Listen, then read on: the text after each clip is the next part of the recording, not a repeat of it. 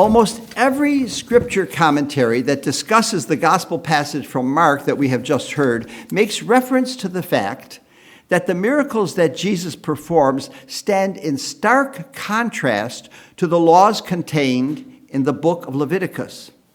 The book of Leviticus is the third of the first 5 books of the Bible that make up the Torah. With extensive detail, Leviticus lays out in minute detail exactly what one must do and what one must not do in order to be a faithful Israelite. Again and again, each section of the book begins with, "And God said to Moses," giving the restrictions and the proscriptions of the laws being outlined divine authority.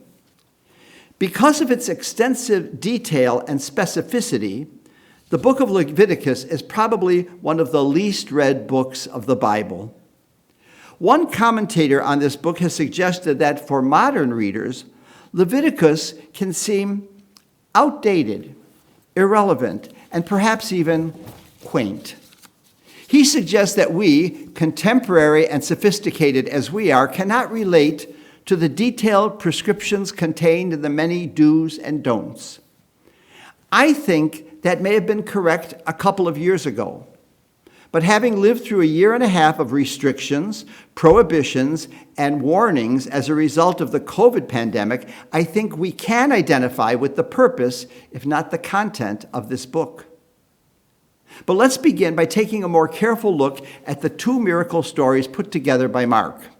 First, there is the story of Jairus, a synagogue official, and his daughter. Then in the middle of it is the story of the woman who has suffered a chronic illness for 12 years.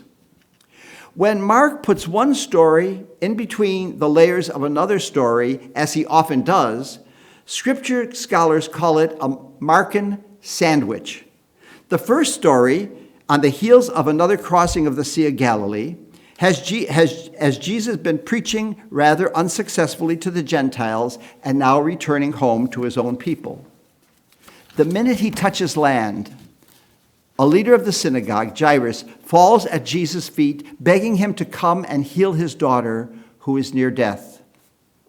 Without hesitating, Jesus goes with the man, making his way through a sea of bystanders. But then something happens.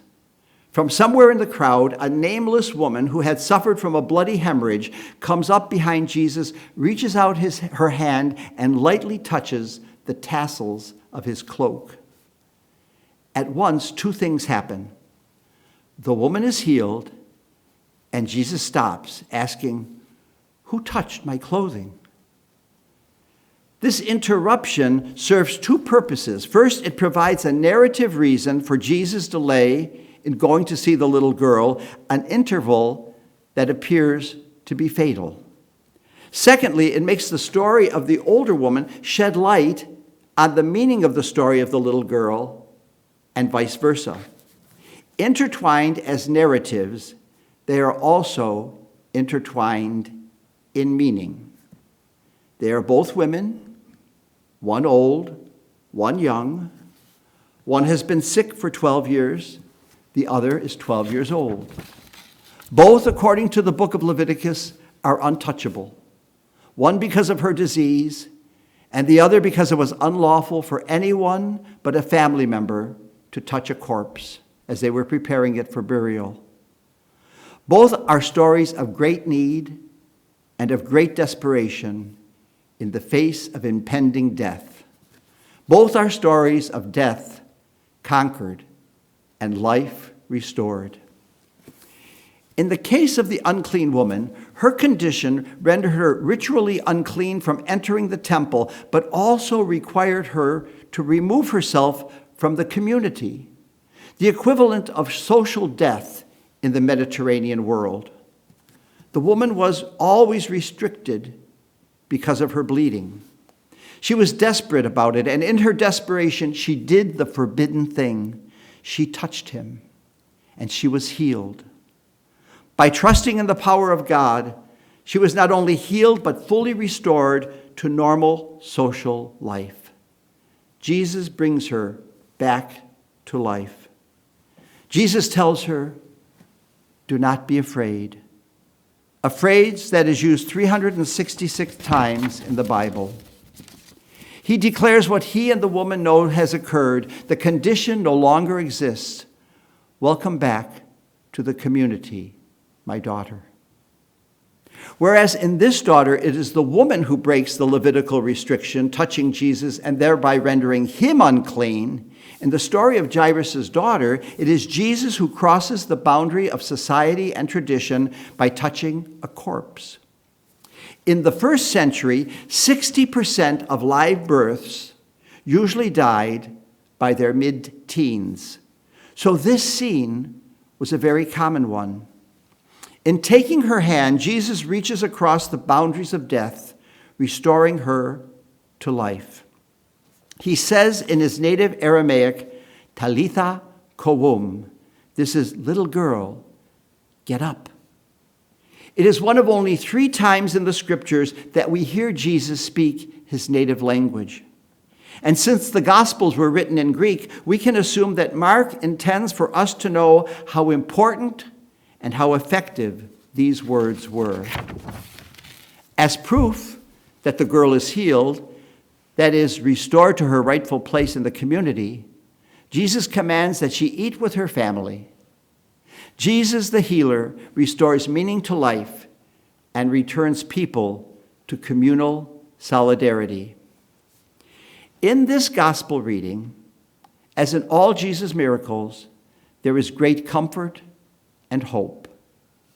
Wherever we see Jesus heal the sick, raise the dead, and still the storms, we trust that the way things are is not the way they will always be. God's desire for us and the world is not chaos and fear, but wholeness and peace. As we heard in our first reading today from the Book of Wisdom, God did not make death, nor does he rejoice in the destruction of the living. Our God is a God of life, whose will for us is that we should have more abundant life. These stories are both about people who need freedom. Both are females. Both are bound by debilitating slavery. In both these lives, Jesus becomes the great liberator, the tender emancipator, the strong champion of freedom. In both cases, the touch that would have rendered the other unclean is actually the means through which Jesus transfers the life-giving power of God. I said in the beginning that the pandemic that we have been living through should enable us to understand the purpose and the importance of the codes in Leviticus. Like the ancient Israelites, we have been warned and have been required to avoid contact in many cases, to refrain from touching objects and persons, to maintain social distancing, and wear masks when we come in close proximity to others. It's not so foreign and quaint after all, is it? Perhaps the experience we have been enduring for the past 15 months teaches us some important lessons. First, can you imagine the joy, the relief, the gratitude that Jairus' daughter and the healed woman experienced when they were first able to hug their family again? I hope when you were reunited with a loved one whom you couldn't touch for all these months, it was not a distant and formal embrace, but a bone-crunching bear hug. I'm sure that during these past months, many have felt, and many still do feel, as cut off from life, as isolated from society, as desperately alone as the women in today's gospel stories. We who are being set free from our pain and suffering are being liberated for a purpose. The mission of the church in every age is to continue the healing work of Jesus Christ. As members of the church, none of us is excused from our vocation to be healers and liberators. There are still so many men, and especially so many women in the world, who are conditioned or condemned to insignificance or abuse. all those countless sisters and brothers who are still marginalized by society and grasp desperately at other possibilities. It is to them that we are being sent. Jesus did not cure all the sick in Israel or raise all the dead, and neither can we.